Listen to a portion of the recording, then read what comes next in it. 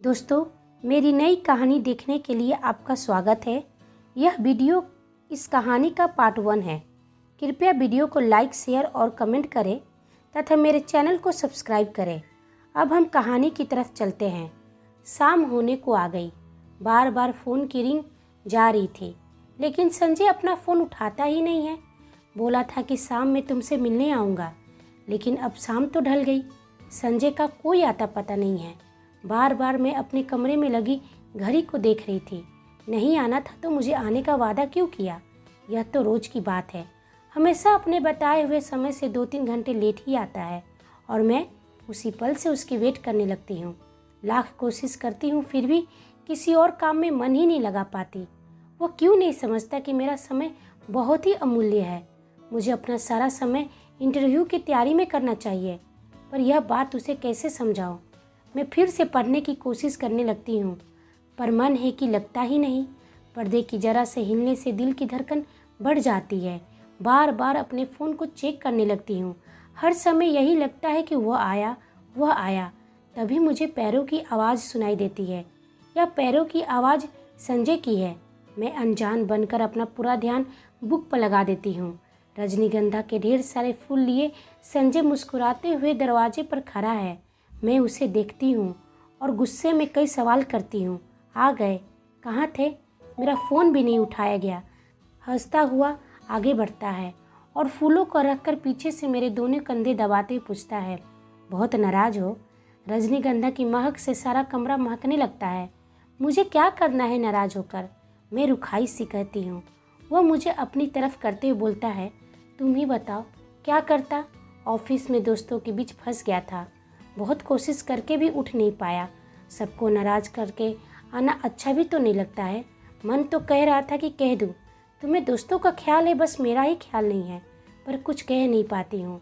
एक टक से उसके चेहरे की ओर देखती रहती हूँ। उसके चेहरे पर पसीने की बूंदें चमक रही है। कोई और समय होता तो मैं उसे अपने आंचल से पोंछ देती, पर आज नहीं। वह मंद मंद मुस्कुरा रहा है। उसकी आंखें मुझे बार बार सॉरी कह रही है। वह मुझे अपने पास बैठाता है और मेरे गाल सहलाने लगता है। मुझे उसकी इसी बात पर गुस्सा आता है। हमेशा इसी तरह करेगा और फिर दुनिया भर का लाड़ प्यार दिखलाएगा। वह जानता जो है कि उसके आगे मेरा गुस्सा टिक नहीं पाता है। फिर उठकर वह फ्लावर पॉट के पुराने फूल फेंक देता है और नए फूल लगा देता है। फूल सजाने में कितना कुशल है। एक बार मैंने यूं ही कह दिया था कि मुझे रजनीगंधा के फूल बड़े पसंद है, तो उसने तो जैसे नियम ही बना लिया कि हर चौथे दिन ढेर सारे फूल लाकर मेरे कमरे में लगा देता है। और अब तो मुझे भी ऐसी आदत हो गई है कि एक दिन भी कमरे में फूल ना रहे तो मुझे पढ़ने में मन ही नहीं लगता है, ना ही मैं सो पाती हूँ। यह फूल जैसे मुझे संजय के होने का आभास देते रहते हैं। थोड़ी देर बाद हम घूमने निकल जाते हैं। मैं उसे बताती हूँ कि मेरी दोस्त ईरा ने बताया है कि किसी भी दिन मेरे पास इंटरव्यू के लिए बुलावा आ सकता है। मुझे तैयार रहना होगा। उसने पूछा, कहाँ? मैंने कहा, कोलकाता से। कुछ याद करके वो पूछता है और फिर अचानक ही उछल पड़ता है, यदि तुम्हें वह जॉब मिल जाए तो मज़ा आ जाए दीपा। सड़क पर है, नहीं तो आवेश में आकर वह कुछ और ही हरकत ही कर डालता। जाने क्यों मुझे उसका इस प्रकार का खुश होना अच्छा नहीं लगता। क्या वो चाहता है कि मैं कोलकाता चली जाऊँ? उससे बहुत दूर। तभी सुनाई देता है, तुम्हें यह जॉब मिल जाए तो मैं भी अपना ट्रांसफ़र कोलकाता ही करवा लूँगा, हेड ऑफिस में। यहाँ की रोज़ की किचकिच से तो मेरा मन उब गया है। कितनी ही बार सोचा कि ट्रांसफ़र की कोशिश करूँ, पर तुम्हारा ख्याल ने हमेशा मुझे बांध दिया। ऑफिस में शांति तो हो जाएगी, पर मेरी शामें कितनी वीरान हो जाएंगी। उसकी यह बात मेरा दिल छू लिया। मुझे अचानक लगा कि रात बड़ी सुहानी हो चली है। हम दूर निकलकर अपने फेवरेट प्लेस पर जाकर बैठ जाते हैं। दूर दूर तक हल्की सी चांदनी फैली हुई है। शहर की तरह यहाँ का वातावरण धुएं से भरा हुआ नहीं है। वह दोनों पैर फैलाकर बैठ जाता है और काफ़ी देर तक मुझे अपने ऑफिस के झगड़े की बात सुनाता है और फिर कोलकाता जाकर साथ जीवन बिताने की प्लानिंग भी बनाता है। मैं कुछ नहीं बोलती, बस उसे देखती हूँ और देखते रहती हूँ। जब वह चुप हो जाता है तो बोलती हूँ, मुझे तो इंटरव्यू में जाते हुए भी बड़ा डर लग रहा है। पता नहीं कैसे और क्या पूछते होंगे। मेरे लिए पहला ही मौका है। वह हंस पड़ता है, तुम भी कितनी मूर्ख हो। घर से दूर यहाँ कमरा लेकर अकेली रहती हो, रिसर्च कर रही हो, दुनिया भर में घूमते फिरती रहती हो, और इंटरव्यू के नाम से डर लगता है, क्यों? और गाल पर हल्की सी चपत जमा देता है। फिर समझाते हुए कहता है, और देखो आजकल ये इंटरव्यू आदि तो सब दिखावा मात्र है, वहाँ तो किसी जान पहचान से इन्फ्लुएंस डलवाना जाकर, पर कोलकाता तो मेरे लिए एकदम नई जगह है। वहाँ ईरा को छोड़कर मैं किसी और को जानती भी नहीं हूँ। अब उन लोगों को कोई जान पहचान हो तो बात दूसरी है। मैं बेबस होकर कहती हूँ, और किसी को नहीं जानती? फिर मेरे चेहरे पर नजरें गड़ाकर पूछता है, विनय भी तो है, होगा, मुझे क्या करना उससे? मैं एकदम गुस्से से जवाब देती हूँ। पता नहीं क्यों मुझे लग रहा था कि अब वो यही बात कहेगा। मैं 1000 बार तुमसे कह चुकी हूँ कि उसे लेकर मुझसे मजाक मत किया करो। मुझे इस तरह का मजाक जरा से भी पसंद नहीं है। वो खिलखिलाकर हंस पड़ता है, पर मेरा तो मूड खराब हो जाता है। हम वापस लौट पड़ते हैं। वो मुझे खुश करने के इरादे से मेरे कंधे पर हाथ रख देता है। मैं झटक कर हाथ हटा देती हूँ। क्या कर रहे हो? कोई देख लेगा तो? कौन है यहाँ जो देख लेगा? और देख लेगा तो देख ले। नहीं, मुझे पसंद नहीं है इस तरह की बेशर्मी। मुझे रास्ते में ऐसी हरकतें पसंद नहीं हैं, चाहे रास्ता सुनसान क्यों ना हो, पर है तो रास्ता ही। कमरे में लौटकर मैं उसे बैठने को कहती हूँ, पर वो बैठता नहीं है।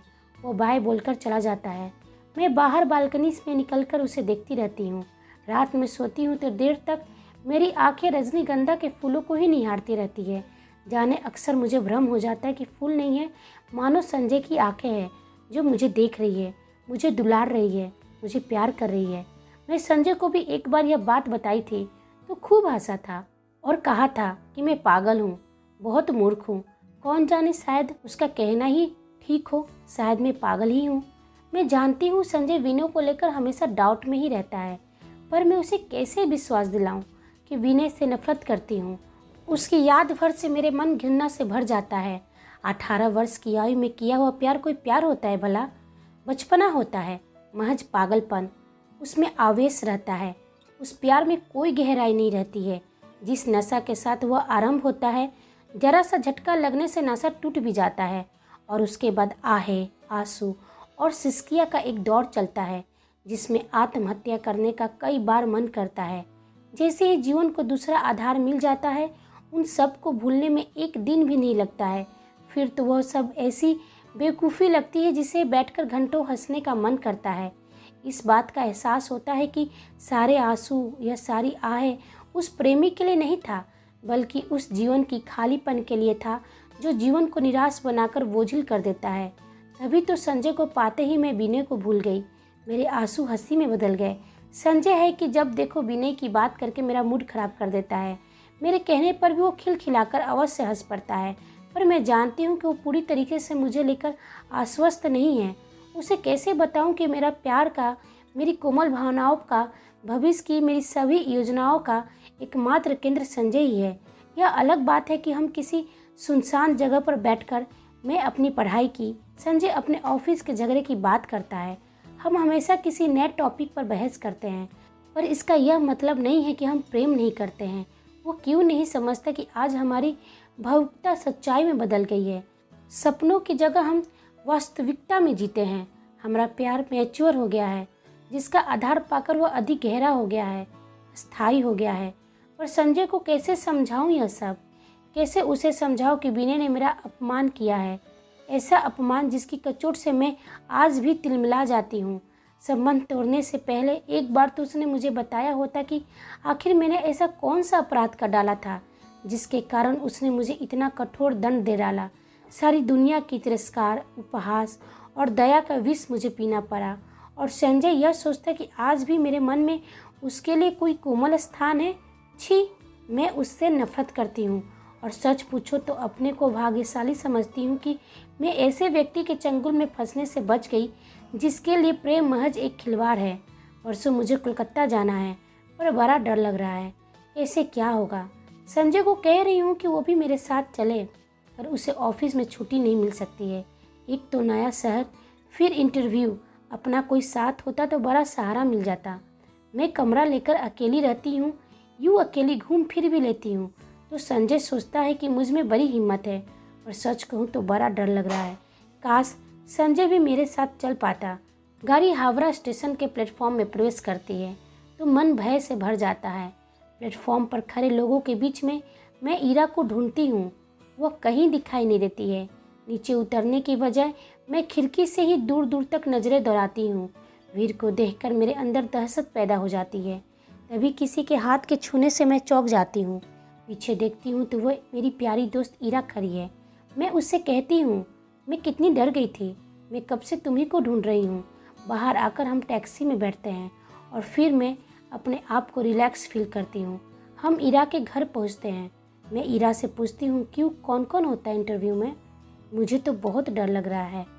दोस्तों, इस कहानी का अगला पार्ट आपको नेक्स्ट वीडियो में मिलेगा, तो प्लीज़ आप नेक्स्ट वीडियो का वेट कीजिए। और इस कहानी को सुनने के लिए आप सभी को धन्यवाद।